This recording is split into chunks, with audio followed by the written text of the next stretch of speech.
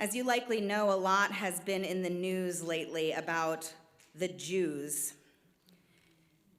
and all of the awful ways that the pervasive and expansive lens of anti-Semitism invites people to see us. I spoke about this a few Shabbats ago, so if you'd like to hear more thoughts from me about that, I'd invite you to watch or listen to the sermon that I gave then.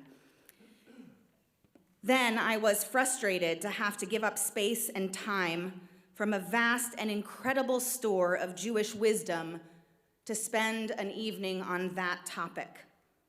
And I do not intend to do that again this evening.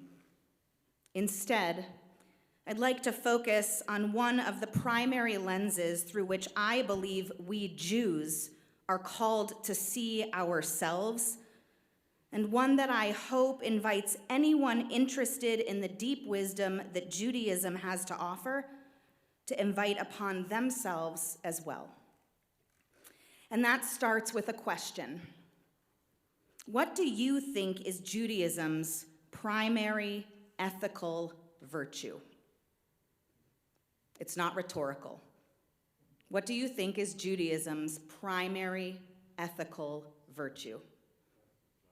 Justice, peace, giving, tikkun olam, family.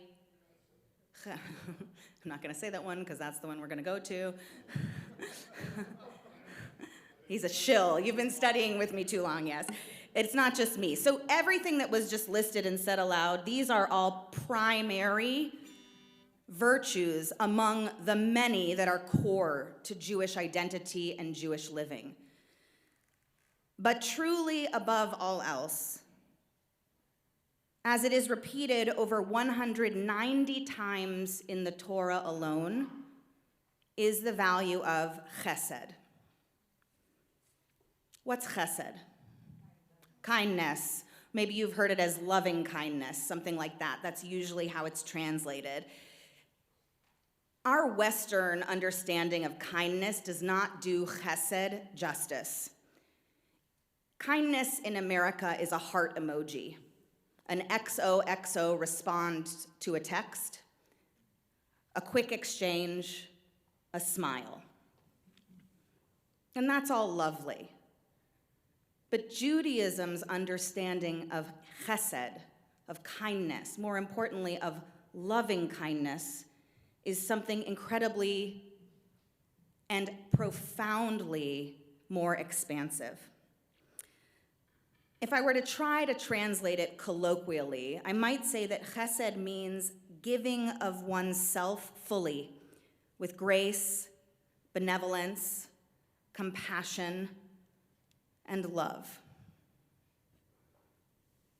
Can a heart emoji do that? Interestingly enough, the foundations of our particular Jewish narrative establish the primacy of chesed from the very beginning of the Jewish story. In fact, associating it with the very definition of what it means to be a Jew.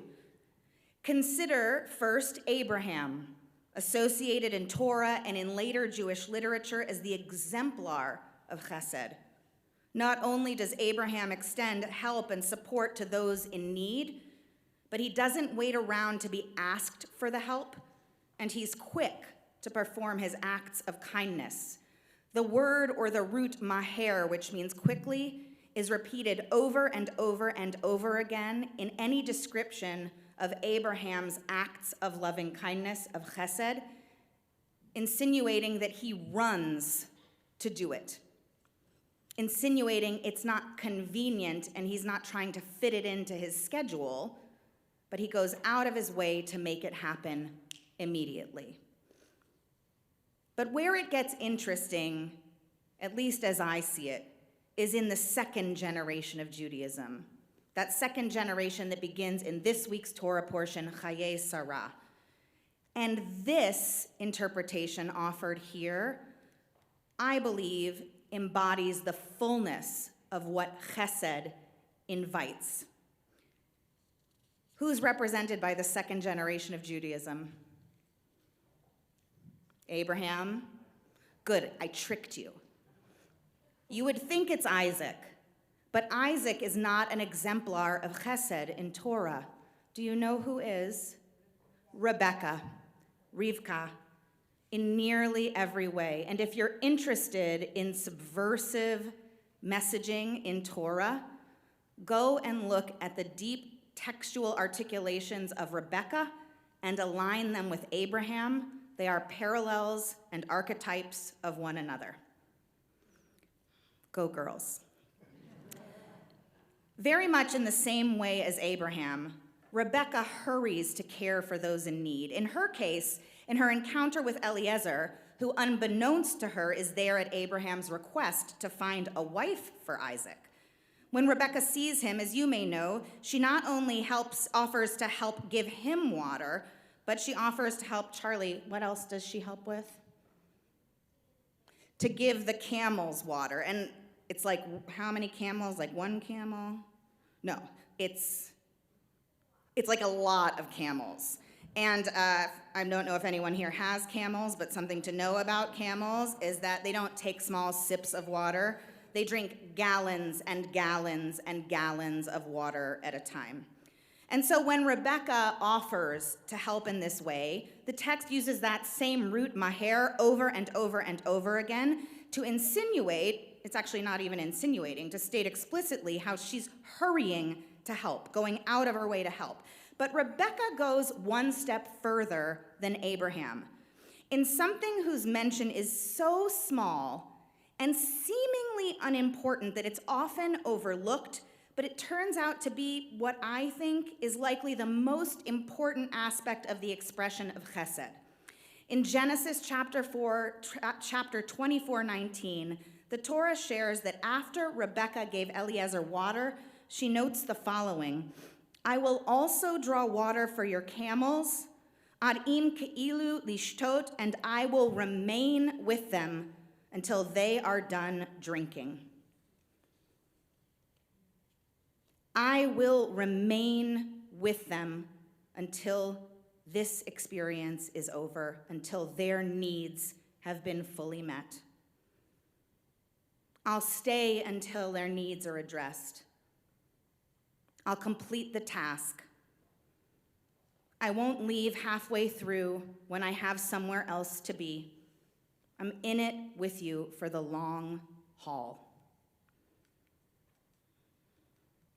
What does it mean to stay until the need is met? Think about this for a second in how kindness is often expressed so comfortably in the immediacy of a problem, but how challenging it is for the kindness to abide for the long haul. It's easy to deliver a meal when someone receives their diagnosis. It's difficult to deliver the meal weekly for the entire course of the chemotherapy. It's easy to show up at the funeral or the shiva. Not so easy to make the weekly phone calls for the first year that someone is grieving. It's easy to be there when we know what to say. It's hard to be there when there's not much to say. This is what is asked of us if we're to exemplify full chesed. Short game, long game. The sprint and the marathon. Full chesed. One Hasidic commentator puts it this way. He teaches, the authentic sign of loving kindness is one that runs after the unfortunate and dispirited to help them. And if such an individual should come on their own, one goes beyond their immediate request in order to truly provide for their needs. This model of kindness, then, wasn't just about common civility, politeness, quick exchanges, simple smiles. It demanded, and it still demands, so much more.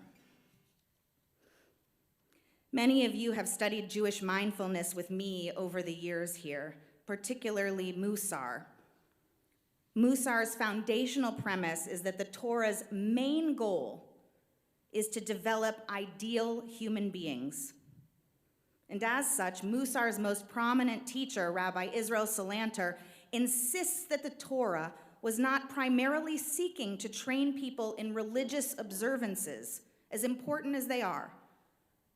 Rather, out of its mix of story, narrative, observances, experiences, guidelines, and community building, Jews, and really anyone interested in Jewish living, can choose a path of character refinement with intention and practice, and grow into the fullness of the design that was nothing less than God's blueprint, with reverence for fellow human beings and for life itself. We Jews and the family members that love them have a choice these days of how we want to see ourselves and how we want others to see us. And whether we like it or not, our actions are on display. What would happen if we strove to demonstrate this sort of kindness, short-term, long-term, in everything we did? What sort of armor might that build for us? What sort of lens might the rest of the world be invited to see us through?